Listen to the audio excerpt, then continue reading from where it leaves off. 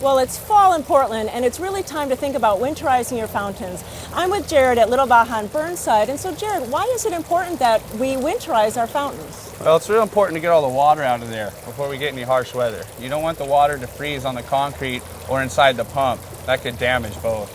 So I noticed that I've seen them going in some places all winter, and so really that's not the way to go. Well, really, if you have a pond or somewhere with a real deep amount of water, then your pump's a little more protected from the elements. In a raised fountain, yeah, it's a little risky. So I see that you have some tools for us, so if you can go through the steps on how we should go about doing that. Sure. Well, the first one is to remove all the water. What we use is a shop vac, a wet dry vacuum.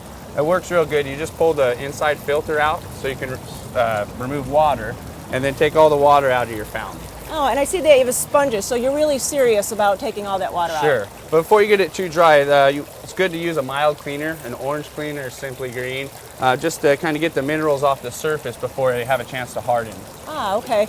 And then I noticed that you have some plastic here, so we're going to be actually covering it. Yeah, once you've removed all the water and you've dried it out, and it's also a good idea to plug your pump in for a minute. Try to get some of that moisture to kick out of there. If you have any plugs in the bowls, now's your time to remove those. Once you got all that done, we can go ahead and think about covering it. Okay. I guess the key to that is to use a clear plastic. Dark plastic will attract heat and creates the perfect environment for mold or moss to start growing. So Jared, you just use this plain plastic and that's it? Well, after you've wrapped it, you also want to remember to poke some holes for it to breathe. Either way, moisture will condense through the plastic, so you want to wait for that moisture to escape. And I forgot the one thing that's really important. It's about sealing it. Yes, that's key. If you like the new clean look of concrete and you want to preserve it, it's a good idea to apply the sealer.